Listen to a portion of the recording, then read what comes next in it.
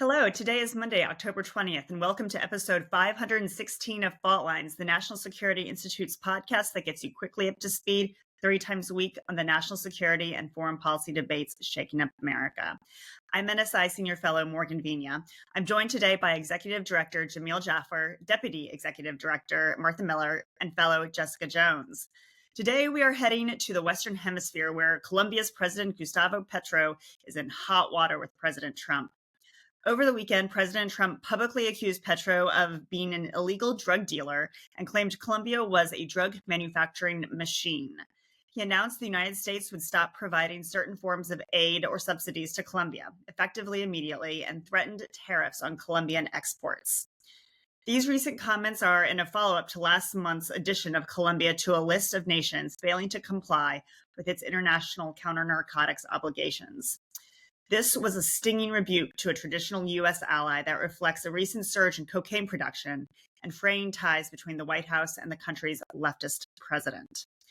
Tensions have also been heightened as the United States continues to target drug traffickers in the Caribbean. On Friday, Secretary of War Pete Hegseth announced that the United States had struck a ship that was affiliated with the far leftist rebel group, the National Liberation Army, involved in illicit narcotics smuggling. Petro claimed that the boat belonged to a, quote, humble family. All right, Jamil, let's kick it off with you. The United States and Colombia have historically had a close relationship. During the first Trump administration, the United States had a very warm friendship with the Duque regime, and yet we're seeing this unravel under the leadership of Petro. How should we view this greater polarization between the United States and Colombia? Well, look, obviously, this is an important relationship with the United States. Plan Colombia was successful at dramatically reducing the drug imports from that nation during the early 2000s. Very successful effort. But the problem is now that drug prices and drug quantities, I should say, are increasing from the region, not just from Colombia, but Venezuela as well. The president is seeking to take action. Now, the problem, of course, is we've now conducted 6 total strikes against drug shipping in the region. These are military strikes. The president has indicated he's doing it under his under his commander-in-chief authority. That is to say, he believes these drugs, fentanyl and the like, and cocaine are a threat to the American public, a national security threat. He's identified that tens of thousands of Americans are dying from fentanyl alone.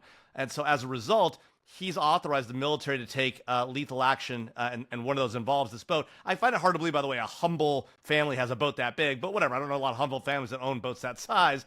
But, whatever the president of Colombia wants to say. I think at the end of the day, though, the president talked recently about conducting CIA missions, which is kind of crazy, but he said it out loud in Venezuela, suggesting that there might be an effort afoot to change the Maduro regime, or at least undermine it, or at least go after drug traffickers in that region. There's a lot of, the administration's belief is that those are combined together. I'm not sure you want to be picking a fight with another country, in the region, in the immediate vicinity, given the concerns about Venezuela. So look, we'll see what happens as this plays out going forward. But, 2 fights with Latin American neighbors and going right after the presidents directly, we got enough problems with Venezuela. I think maybe the time to go after Colombia might be a little bit later down the road, but here we are. Yep. So, Martha, Petro's approval rating is in the tank right now. It's at 37%. Colombians are having major regrets about their presidential decision, with 72% believing that the country is headed in the wrong direction, with crime and public order as ranked as their top concerns. Do you think that U.S. actions against Colombia will further weaken Petro, or do you think they could backfire and serve as a rallying cry for Colombians who feel that they're being unfairly targeted? Look, I mean, this is definitely a gamble, and I think that the Trump administration is placing its bets that this will, bring more attention to the disarray and the crime that's going on that is affecting and upsetting Colombian citizens. At the same time, I think it'll depend on whether tariffs that are imposed, will that hurt the pocketbooks of Colombian voters. And if it doesn't, then it's probably a strong bet. But then the Trump administration will have to be very careful in how it chooses to punish the Petro regime in this scenario. And look, I mean, the Trump administration is not incorrect about the problems. Petro has been pursuing a little bit of their policies have been, practically socialist in terms of, the crop eradication process, and they've been very timid about eradication compared to the Duque government. So, with eradication levels declined 83% from 2022 to 2024. So, I think that it's a good bet, actually.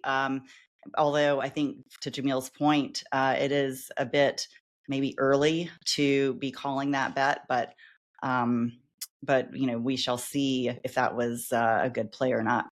Yeah, and Martha, I'll just add to that Colombia is seeing a lot of democratic backsliding, very similar to other countries in the region. We've seen Petro take steps to try to rewrite the constitution, and so I think that this is definitely a space to watch. Jess. I love when you start with a smile, Morgan. It's always a good sign. So look, the United States has spent billions of dollars in Colombia throughout, decades of fighting against this drug trade. As Martha notes, it's still alive. And, drug traffickers are getting more and more creative. Clearly, the Trump administration has had it and gone all in with the targeting of ships. Do you think this is going to work? I mean, I think we've had bets on this show whether this is going to work, and we've had a lot of disagreement. I think practically speaking, no, right? You've seen 6 vessels targeted. How much narcotics are actually seized or destroyed in that compared to the actual overall drug trade? It's minuscule, right? Like you said, Morgan, drug traders are just going to get more creative, so it's going to be different routes, overland, different parts of the of water. And if you really want to go after the drug trade, there's also it's not the couriers or the farmers that are making the most money, right? It's the financial networks that are created that move the money. So if you actually want to make an impact, follow the money, right? And like you've said, Colombia, and Jamil reference, has been a steadfast, I'll put that in air quotes, partner in the fight against drug trade for decades. And it's been a national effort, right? And you've seen lives lost and Colombians, targeted assassinations of even presidential candidates. And so I think it's a real hit to say it's not just Petro that's the problem, it's Colombia. That's a bold statement from the Trump administration that could have a real potential backlash across the country, across the region. We're clearly looking, the Trump administration is focused on the Western Hemisphere and in our positioning there, especially vis-a-vis China.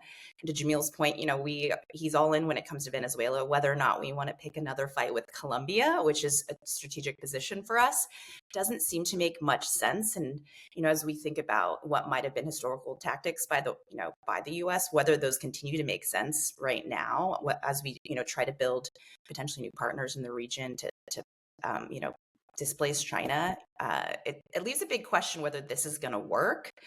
So we'll see. Got it. Well, thanks so much. That's a wrap. Thanks as always to Kelly Crowley, Taylor Lane, Claude Jennings, and the NSI staff for their help in producing today's episode. Join us on Wednesday, October 22nd, for another episode of Fault Lines, the National Security Institute's podcast that gets you smart, fast from the national security and foreign policy debates shaking up America. We are on YouTube, so check out our channel for a video of today's episode. If you like what you heard, be sure to rate, review, and subscribe.